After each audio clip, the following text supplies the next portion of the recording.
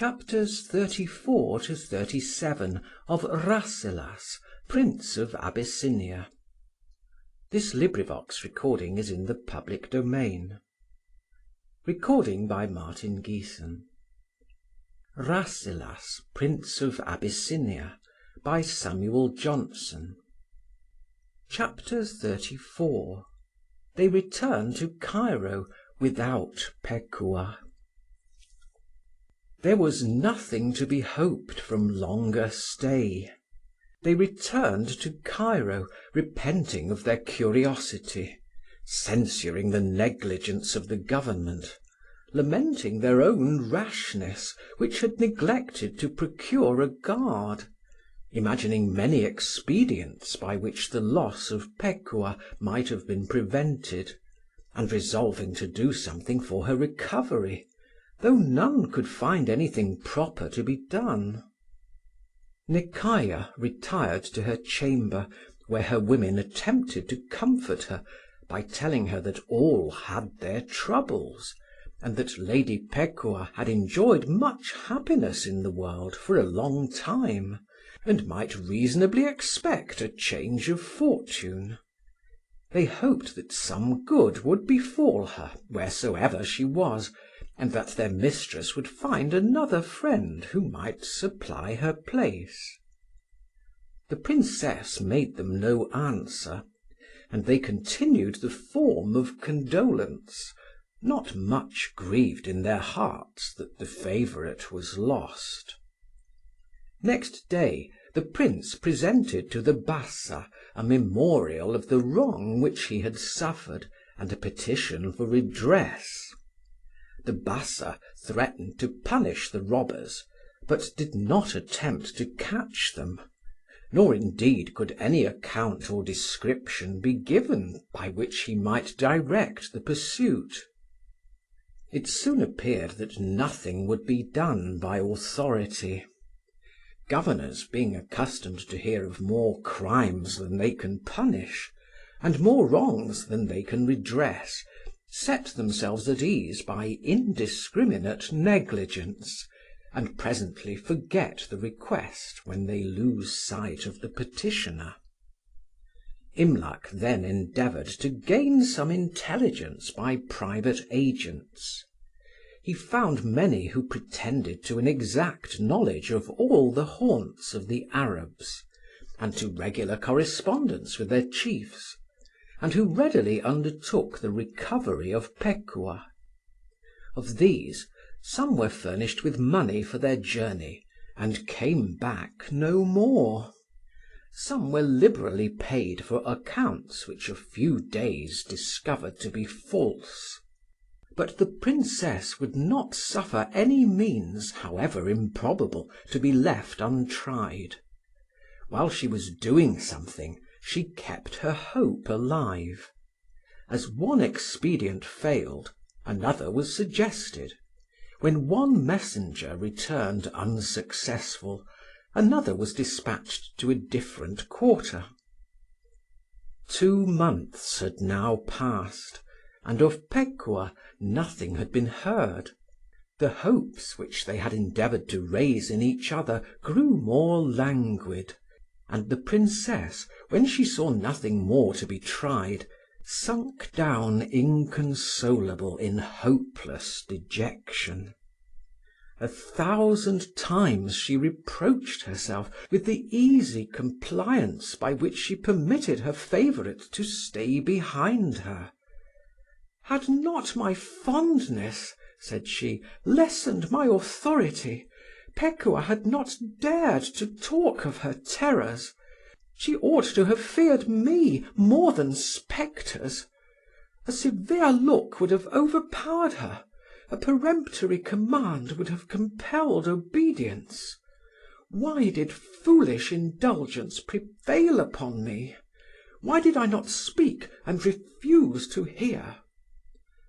"Great Princess," said Imlac, "do not reproach yourself for your virtue, or consider that as blamable by which evil has accidentally been caused.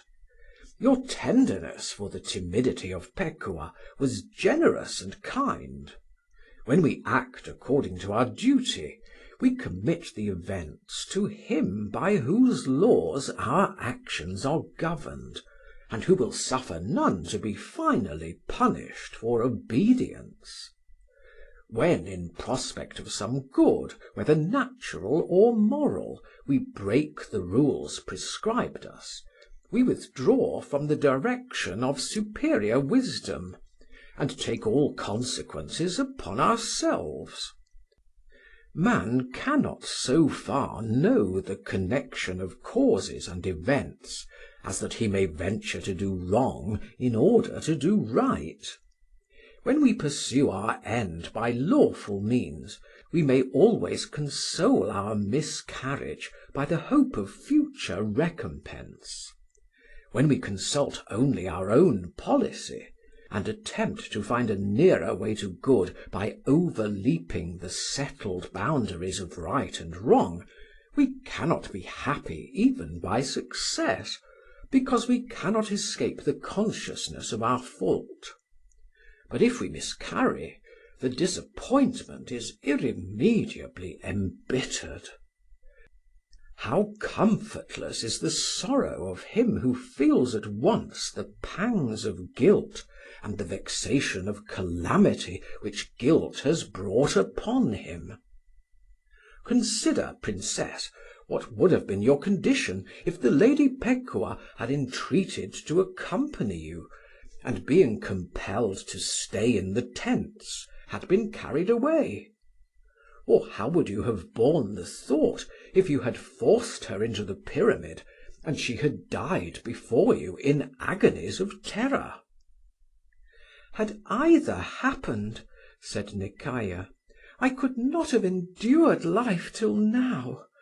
I should have been tortured to madness by the remembrance of such cruelty, or must have pined away in abhorrence of myself.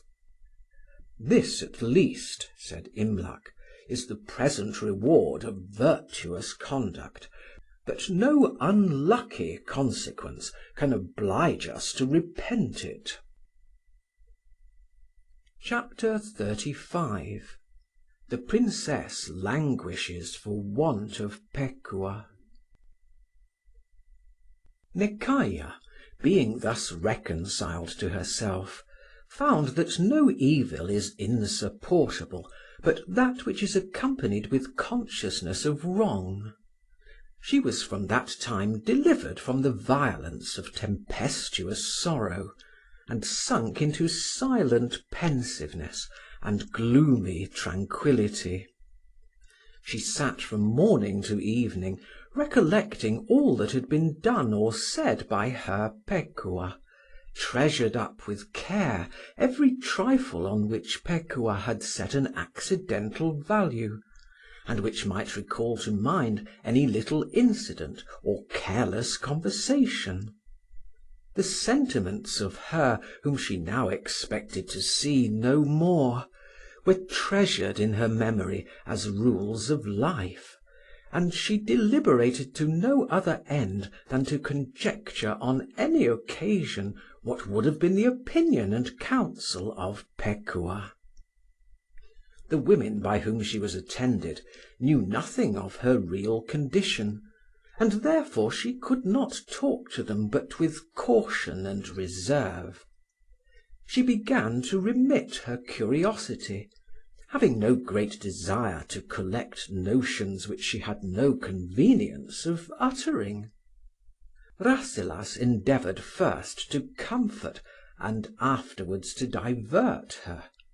He hired musicians, to whom she seemed to listen, but did not hear them, and procured masters to instruct her in various arts, whose lectures, when they visited her again, were again to be repeated. She had lost her taste of pleasure and her ambition of excellence, and her mind, though forced into short excursions, always recurred to the image of her friend. Imlac was every morning earnestly enjoined to renew his inquiries, and was asked every night whether he had yet heard of Pekuah, till, not being able to return the Princess the answer that she desired, he was less and less willing to come into her presence. She observed his backwardness, and commanded him to attend her. "You are not," said she, "to confound impatience with resentment, or to suppose that I charge you with negligence because I repine at your unsuccessfulness. I do not much wonder at your absence. I know that the unhappy are never pleasing, and that all naturally avoid the contagion of misery. To hear complaints is wearisome alike to the wretched and the happy. For who would cloud by adventitious grief the short gleams of gaiety which life allows us? Or who that is struggling under his own evils will add to them the miseries of another? The time is at hand when none shall be disturbed any longer by the sighs of Nekayah. My search after happiness is now at an end. I am resolved to retire from the world, with all its flatteries and deceits, and will hide myself in solitude, without any other care than to compose my thoughts and regulate my hours by a constant succession of innocent occupations, till, with a mind purified from earthly desires, I shall enter into that state to which all are hastening, and in which I hope again to enjoy the friendship of Pekuah." "Do not entangle your mind," said Imlac, "by irrevocable determinations, nor increase the burden of life by a voluntary accumulation of misery. The weariness of retirement will continue to increase when the loss of Pekuah is forgot. That you have been deprived of one pleasure is no very good reason for the rejection of the rest." "Since Pekuah was taken from me," said the Princess, "I have no pleasure to reject or to retain. She that has no one to love or trust has little to hope. She wants the radical principle of happiness. We may perhaps allow that what satisfaction this world can afford must arise from the conjunction of wealth, knowledge, and goodness. Wealth is nothing but as it is bestowed, and knowledge nothing but as it is communicated. They must therefore be imparted to others, and to whom could I now delight to impart them? Goodness affords the only comfort which can be enjoyed without a partner, and goodness may be practised in retirement." "How far solitude may admit goodness or advance it, I shall not," replied Imlac, "dispute at present.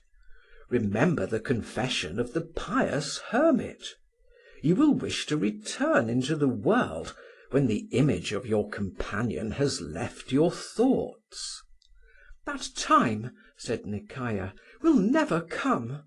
The generous frankness, the modest obsequiousness, and the faithful secrecy of my dear Pekuah will always be more missed as I shall live longer to see vice and folly."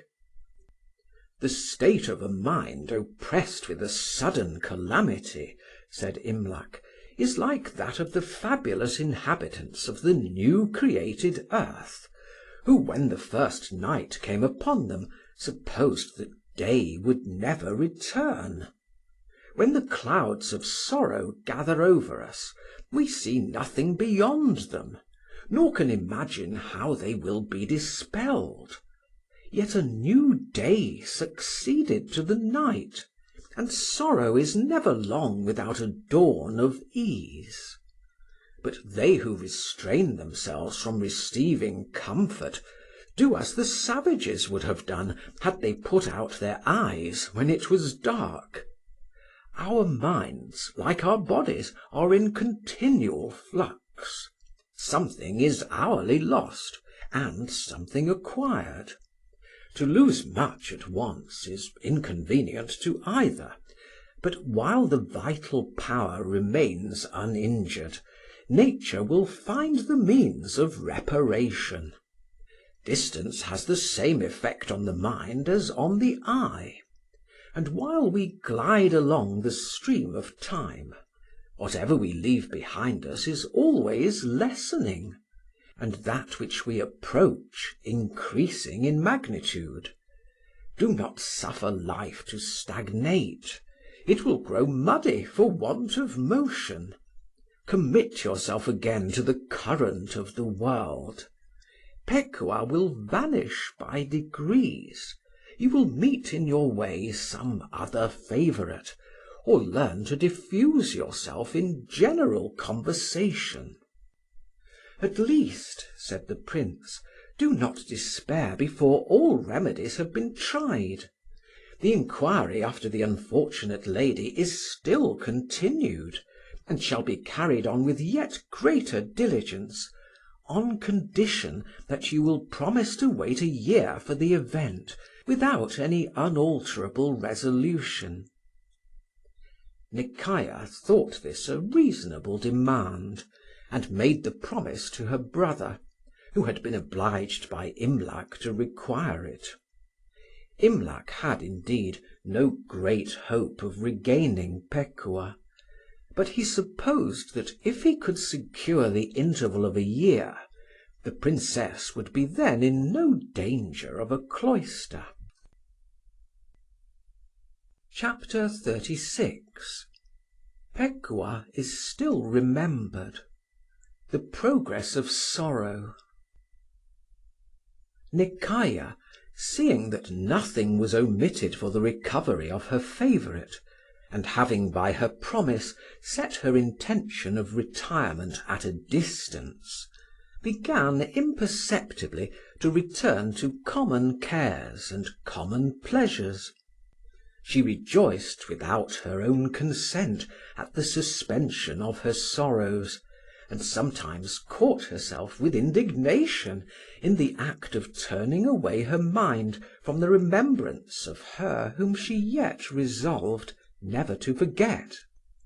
She then appointed a certain hour of the day for meditation on the merits and fondness of Pekuah, and for some weeks retired constantly at the time fixed, and returned with her eyes swollen and her countenance clouded. By degrees she grew less scrupulous, and suffered any important and pressing avocation to delay the tribute of daily tears. She then yielded to less occasions, and sometimes forgot what she was indeed afraid to remember, and at last wholly released herself from the duty of periodical affliction. Her real love of Pekuah was not yet diminished. 1,000 occurrences brought her back to memory, and 1,000 wants, which nothing but the confidence of friendship can supply, made her frequently regretted. She therefore solicited Imlac never to desist from inquiry, and to leave no art of intelligence untried, that at least she might have the comfort of knowing that she did not suffer by negligence or sluggishness. Yet what, said she, is to be expected from our pursuit of happiness, when we find the state of life to be such that happiness itself is the cause of misery? Why should we endeavour to attain that of which the possession cannot be secured? I shall henceforward fear to yield my heart to excellence, however bright, or to fondness, however tender, lest I should lose again what I have lost in Pekuah. Chapter 37. The Princess hears news of Pekuah. In 7 months, one of the messengers who had been sent away upon the day when the promise was drawn from the Princess returned, after many unsuccessful rambles from the border of Nubia, with an account that Pekuah was in the hands of an Arab chief, who possessed a castle or fortress on the extremity of Egypt. The Arab, whose revenue was plunder, was willing to restore her with her 2 attendants for 200 ounces of gold. The price was no subject of debate. The princess was in ecstasies when she heard that her favourite was alive, and might so cheaply be ransomed. She could not think of delaying for a moment Pekuah's happiness or her own, but entreated her brother to send back the messenger with the sum required. Imlac, being consulted, was not very confident of the veracity of the relator, and was still more doubtful of the Arab's faith, who might, if he were too liberally trusted, detain at once the money and the captives. He thought it dangerous to put themselves in the power of the Arab by going into his district, and could not expect that the rover would so much expose himself as to come into the lower country, where he might be seized by the forces of the Bassa. It is difficult to negotiate where neither will trust. But Imlac, after some deliberation, directed the messenger to propose that Pekuah should be conducted by 10 horsemen to the monastery of St. Anthony, which is situated in the deserts of Upper Egypt, where she should be met by the same number, and her ransom should be paid. That no time might be lost, as they expected that the proposal would not be refused, they immediately began their journey to the monastery. And when they arrived, Imlac went forward with the former messenger to the Arab's fortress. Rasselas was desirous to go with them, but neither his sister nor Imlac would consent.